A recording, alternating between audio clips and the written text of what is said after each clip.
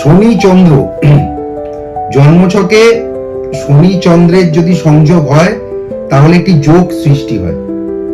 সেটি দৃষ্টিগত হতে পারে বা অবস্থানগত বা একই রাশিতে থাকা, বিভিন্ন রকম ভাবে জ্যোতিষশাস্ত্রে যোগ সৃষ্টি হওয়ার অনেক কারণ আছে।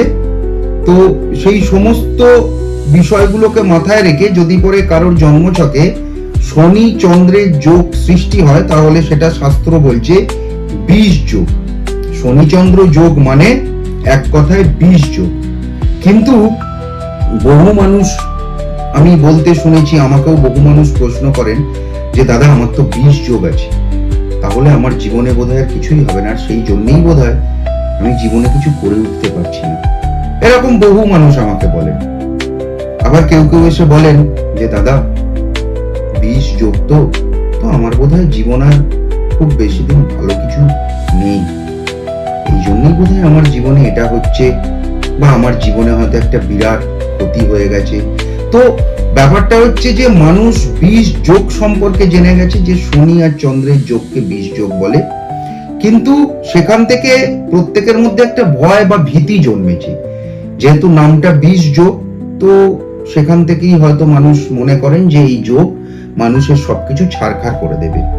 কিন্তু শাস্ত্রে যত রকম যোগের কথা উল্লেখ আছে সব যোগেরই কিন্তু শুভ এবং অশুভ দুই ধরনেরই কিন্তু প্রভাব বিস্তার করে এই যোগগুলি। শুধুমাত্র অশুভ ফল প্রদান করলো, কোনো শুভ ফল প্রদান করলো না, বা শুধুমাত্র শুভ ফল প্রদান করলো, কোনো অশুভ ফল প্রদান করলো না, এমন নয় বিষয়টা। আবারও বলছি, আমি বহুবার বলেছি এর আগে ভিডিওতে, বহু মানুষকে বলেছি যে কোনো যোগ দেখলে সেটা শুভ হোক অশুভ হোক, জন্মছকে কোনো যোগকে দেখে যদি মনে হয় এটা শুভ, তার জন্য আনন্দে আত্মহারা হয়ে লাফালাফি করারও কিছু নেই। আবার অশুভ যোগ দেখে দুশ্চিন্তাগ্রস্ত হয়ে প্রচন্ড ভাবে ভারাক্রান্ত মন নিয়ে বাড়িতে বসে থাকারও কিছু নেই, কারণ প্রত্যেকটি যোগেরই নির্দিষ্ট কিছু বিষয় আছে। সেই নির্দিষ্ট কিছু বিষয়ের উপরেই কিন্তু এই যোগগুলো কতটা শক্তিশালী কতটা শক্তিহীন সেগুলো নির্ভর করে। শুধুমাত্র যোগ হয়ে গেল মানেই একটা বিরাট ব্যাপার বা একটা খুব খারাপ ব্যাপার, এরকম ব্যাপার নয়। আবারও বলছি আপনাদের, প্লিজ আপনারা ব্যাপারগুলো একটু বুঝুন। আপনারা মন খারাপ করা বা আনন্দে আত্মহারা হয়ে উল্লাস করার মতো কিচ্ছু হয়নি, কারণ সমস্ত যোগী কোন রাশিতে কোন ভাবে কি ধরনের যোগ সেটা কিন্তু আপনাদের সবার প্রথম দেখতে হবে, বুঝতে হবে যে দুটি গ্রহের যে সংযোগ ঘটেছে, এই দুটি গ্রহ কি একই নক্ষত্র পেয়েছে না অন্য নক্ষত্র পেয়েছে, এই দুটি গ্রহের ডিগ্রি কত, এই দুটি গ্রহ যে রাশিতে অবস্থান করে আছে সেই রাশিটা দুটি গ্রহের শত্রু গ্রহের ঘর নাকি মিত্র গ্রহের ঘর, অনেক অনেক ব্যাপার আছে। এই দুটি গ্রহের ওপর অন্য কোনো গ্রহের দৃষ্টি এসে পড়েছে কিনা, পড়েনি। এই গ্রহটা আপনার ভাবের কততম, শুধু ভাব নয়, কোন ভাবের কততম ভাব, অর্থাৎ যদি পরে এই ভাবটা ধরা যাক যে আপনার চতুর্থে আছে, চতুর্থ ভাবে আছে, তাহলে এটা দশমের সপ্তম ভাব, বা যদি দশমে থাকে শুধু কর্মভাব নয়, এটা চতুর্থের সপ্তম ভাব। এগুলো আপনাদেরকে ভাবতে হবে, এগুলো খুব সহজভাবে বললাম। বা একটা নবমের, যদি দশমে এটা হয় নবমের দ্বিতীয় ভাব, একাদশ থেকে যদি এটা হয়, তাহলে যদি দশমে হয় তাহলে এটা কত নম্বর ভাব, কোন ঘর থেকে এটা কত নম্বর ভাব, একাদশ ভাবের এটা দ্বাদশ ভাব। দশমে যদি এই যোগটা হয় তাহলে পরে একাদশ ভাবের এটি দ্বাদশ ভাবে হয়েছে, সাফল্যের ঘরের ঠিক দ্বাদশ ভাবে কিন্তু আপনি বিষ যোগটি পেয়েছেন। তো এর বিভিন্ন বিভিন্ন ফল হয়। শুধুমাত্র চন্দ্র আর শনির বিষ যোগ দেখে ভেঙে পড়লাম, এটা করলে হবে না। এবার আসি যে শনি আর চন্দ্রের এই বিষ যোগে কি হয়। এই বিষ যোগ যদি খুব নেগেটিভ ফল প্রদান করে, যদি পরে খুব নেতিবাচক অশুভ ফল প্রদান করে, তাহলে মানুষের জীবনে বিভিন্ন রকমের সমস্যা তৈরি হয়।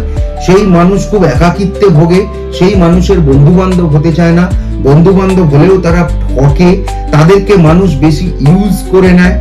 এই সমস্ত মানুষের আবেগ নিয়ে বেশি মানুষ খেলে। এই মানুষের যে ভেতরের গভীরতা, আভ্যন্তরীণ যে গভীরতা, সেই সমস্ত মানুষের গভীরতাকে কেউ পাত্তা দেয় না, কেউ প্রাধান্য দেয় না, কেউ তার ভালো লাগা, কেউ তার সুখে থাকা, কেউ তার আনন্দ থাকার কোনো কারণই তৈরি করতে পারে না। তো এগুলো হচ্ছে এই যোগের নেগেটিভ যোগ। এবার যদি বলেন যে শুভ কি হয় দাদা, তো সব থেকে বড় যোগ হচ্ছে যে শনি চন্দ্রের এই 20 যোগ সব থেকে শুভ যদি আপনি বলেন, তাহলে আপনারা দেখে নেবেন যে এই যোগ স্বামী বিবেকানন্দের ছিল। এর থেকে আর শুভ কি হতে পারে বা কি আপনাদের বলতে পারি, আপনারা বলুন। এই যে 20 যোগ, শনিচন্দ্র 20 যোগ কিন্তু আমাদের স্বামী বিবেকানন্দের জন্মছকে কিন্তু ছিলেন।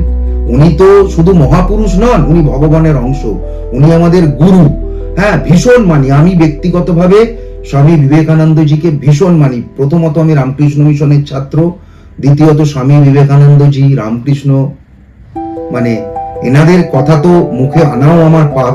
হ্যাঁ, আমরা এত কুকথা অকথা চারিয়ে জায়গায় সবসময় বলি, এত রাগ দেখাই, তো আমাদের হয়তো এনাদের নাম মুখে আনাও আমার নিজের একটা খারাপ লাগছে আপনাদের বলার সময়। যাই হোক, ওনাদের নাম এইভাবে মুখে আনছি, ক্ষমা করুক প্রভু।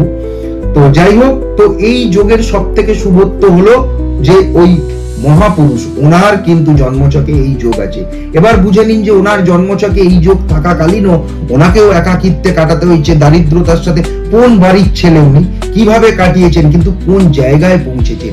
তাই এই যোগটার সব থেকে বড় মোক্ষম উপায় হচ্ছে অধ্যাবসায়, একাগ্রতা, ভীষণ ভাবে নিজের ভেতরে, নিজের অন্তরে ঢুকে গিয়ে নিজের অন্তর থেকে খুঁচিয়ে খুঁচিয়ে সমস্ত কিছুকে বার করা, সমস্ত কিছুকে আবিষ্কার করা যে আমার ভেতরে লুকিয়ে আছে আর কি জিনিস, কি সততা, কি সত্য লুকিয়ে আছে আমার জীবনে।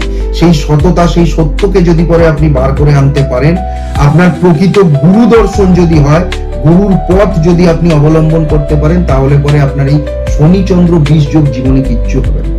এবার এই 20 যোগ যদি পরে ঠিকঠাক জায়গায় থাকে, তাহলে পরে আপনি এত হীনমন্যতা, এত ফ্রাস্ট্রেশন, ডিপ্রেশন, অবসাদগ্রস্ততার থেকেও আপনি আস্তে আস্তে নিজেকে রিকভার করতে পারবেন, আস্তে আস্তে জীবনে এগোতে পারবেন। আপনার মনের যে ক্লেশ, যে অন্ধকার, সেই সমস্ত অন্ধকার ঘুচে যাবে। শুধুমাত্র শনি চন্দ্র 20 যোগ যেকে দেখে মন খারাপ করার কিচ্ছু নেই। এই যোগ যদি খারাপ প্রভাব বিস্তার করে, তাহলে পরে এই যোগ থেকে বেরোনোর সর্বোৎকৃষ্ট উপায় আমি তো আপনাদের বলে দিলাম। এমন একজন মানুষের জন্মছকে এটি ছিল, স্বামী বিবেকানন্দজি। উনি যেভাবে মুক্তির পথ খুঁজে নিয়ে মুক্তির পথে গেছেন, আপনারাও ধ্যান করুন। নিজের সত্যতা, নিজের সততার সাথে নিজের সত্যকে নিজের মন থেকে, নিজের অভ্যন্তরীণ মন থেকে খুঁজে বার করুন। সেই সব বিষয় নিয়ে কাজ করুন। হতেই পারে আপনার পেশা অন্য, কিন্তু তারপরেও আপনি শুধু পেশা কেন, শুধু অর্থ রোজগার করতে হবে কেন? অর্থ রোজগারের বাইরে গিয়েও শুধুমাত্র ভালো কিছু করার জন্য আপনি কাজ করুন, দেখবেন আপনার নাম হবে, যশ হবে। সুতরাং এই যোগও কিন্তু নাম যশ দিয়ে যেতে পারে। এবং তার সাথে আরো অনেক গ্রহ, অনেক মেলবন্ধন আছে জন্মছকে। আরো তো গ্রহরা আছে, তাদেরও অনেক বিষয় আছে, সেগুলোও দেখতে হবে ঠিকঠাক মতো। সেগুলো দেখে যদি এই 20 যোগকে আপনি ঠিকঠাক কাজে লাগাতে পারেন, তাহলে জীবন আপনাকে নিরাশ করবে না। একদম ঠিক কথা বলছি, জীবন আপনাকে নিরাশ করবে না। 20 যোগ থাকতেই পারে, কিন্তু বাকি গ্রহরাও আছে, বাকি ভাবগুলো আছে, বাকি নক্ষত্ররা আছে। তাদেরকে দিয়ে যদি 20 যোগকে ঠিকঠাক জীবনের পথে চালনা করা যায়, জীবন আপনাকে নিরাশ করবে না। জীবন উল্টে আপনাকে একটা ভালো জায়গায় পৌঁছে দেবেই দেবে। যাই হোক, এই গেল আজকে শনিচন্দ্র 20 যোগ নিয়ে একটা ছোট্ট আলোচনা।